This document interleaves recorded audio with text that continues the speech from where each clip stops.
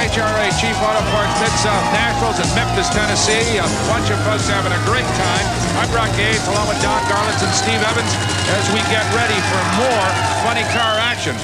But in the meantime, the frantic engine changing goes on in the top fuel pits. That is the Gene Snow crew putting a brand new engine into his top fuel car. A fresh engine completely assembled and ready to go. Right now, let's go to Steve. Well, John Forrest continues to be one of the top, if not the top, funny car in the country, 538. Well, we're really excited, and it's coming around just like we planned.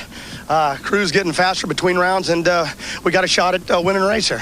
The racetrack equal in both lanes? I think the track's good. We're kind of following top fuel and watching the guys, but I think it's good. I think there's going to be some good heads-up racing. That's the kind we like. What John is saying, any of these top fuel cars all make about the same horsepower, so you can watch them and kind of tune your car off the other runs, because very little difference in power between any of these cars today.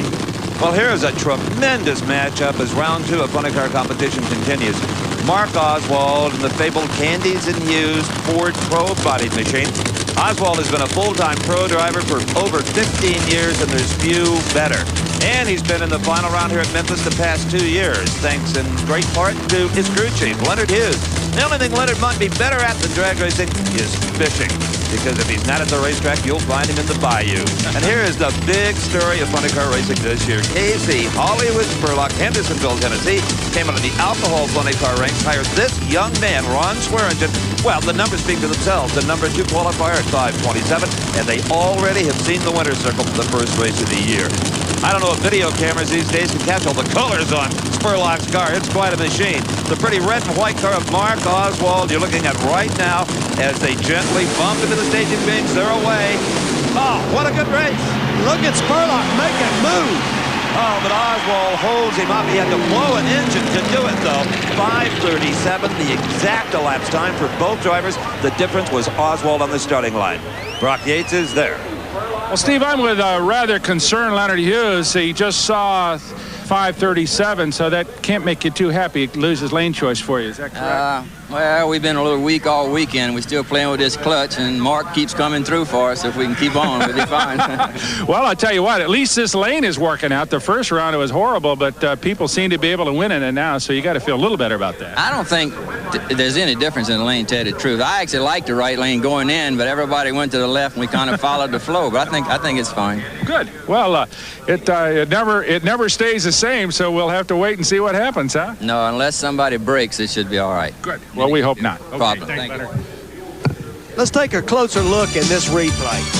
The two cars leave the line. You can see the definite advantage gained by Oswald. He absolutely did not trust KC Spurlock because he has been pulling off some really fantastic runs for the rookie of the funny cars. And he almost pulled it off this time. Look how close that finish was.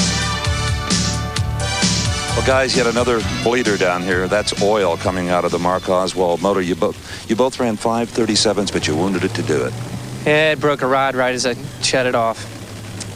You're not the only one changing motors. If that's any consolation, it's happening on a regular basis here.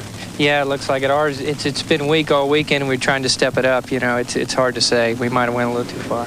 Going down the racetrack with Spurlock, what did you see? Oh, I pretty much felt like I was ahead all the way. I just kept looking over for that. I know his car runs some big speed too, so I was kind of worried about him coming around me. I drove it all the way to the lights too. Now, do you have complete motors, or will you build a short block or a bare block? How do you approach this? We've got short blocks. If the cylinder heads are good, we'd rather leave them on it. It's less adjusting to do with a new motor then. I'll let you get to work. Good. I hate this motor. I hear the crewman said he hated that motor. I hated a few myself and was glad to see them blow up and get them out of the car. Well, I'll tell you what, some guys in the Joe Amato pit are talking real sweet to this one. This is a brand new one, and they're hoping that it's going to work because he's going to go against Gene Snow in the second round at Top Fuel. We'll see that coming up pretty quickly, but right now the Amato crew working hard. That's a big assembly deal to do right here, Steve. Anytime they've got the mag drive out, like you just saw, you can bet that's a big deal. But they've seen that movie. It's like a soldier disassembling his rifle with a blindfold. I think they could do it blindfolded. Here is Ed the Ace McCullough, along with John Forrest, got to be considered one of the two top cars right now in the funny car category. He's won the last two events at Atlanta and Gainesville, Florida. Ace, well, he's the last of the old-time funny car drivers that started this whole traveling circus many years ago. His crew chief, originally from Canada, is Bernie Federley. They qualified, well, real nice at 5:35, not overpowering the racetrack. Here's a real bright spot in the category this year. Jim White, Tulsa, Oklahoma, had so much bad luck last year for Roland Leong and the Hawaiian car. Well, they qualified number 4 here at 5:29, but this season they have been the number 1 qualifier on 2 occasions. So it's White in the near lane. McCullough on the far side. His starter, Buster Couch, brings them into the ready position. McCullough is in. White is in. Tremendous hole shot by Jim White, but he loses traction. White tries to come back. Some brilliant driving on his part, but not quite enough. A 5:40 defeats a 5.58 second elapsed time. White just didn't have quite enough muscle to catch him. Let's go to Brock. Well, what do you think? A 5:40, not a record breaker, but it gets you into the next round. Well, I feel plenty fortunate at that point. We had a little bit of a problem there, and we fortunately came back just enough to get an ET to where we could get by. But that was just pure luck, and there was I just hope we can come up with something a little better to race for us next round.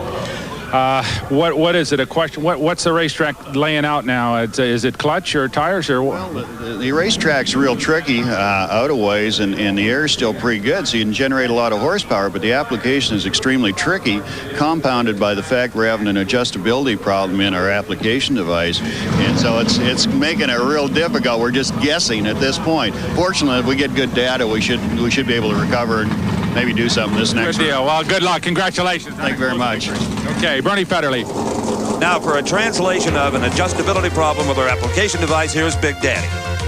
I can't even believe Bernie Federley got that out of his mouth, but he was talking about that pneumatic hydraulic clutch.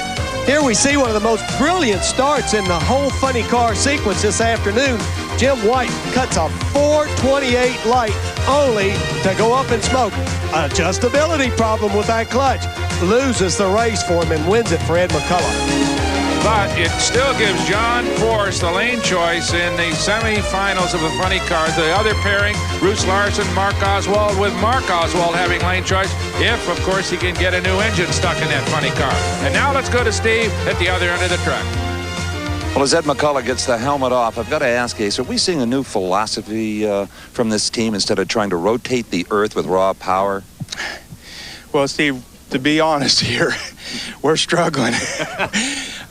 We've got some clutch problems that have shown up here, and we're having trouble. You'd like to say you're conservative, but you're lost. We would really like to say that we're playing this right by the book, but I mean, we got big problems, and we're working on it. But I don't know what it ran, but 540. Great. Yeah, it wasn't great, but maybe we can inch up on it now. So, thanks, Ace. Thank you. Okay, they've got their work cut out for them if they're going to beat John Force in the next round as we watch Laurie Johns, a young star of Top Fuel Racing, signing a few autographs. She'll face off against Dick LaHaye as more racing continues from Memphis. Stick with us.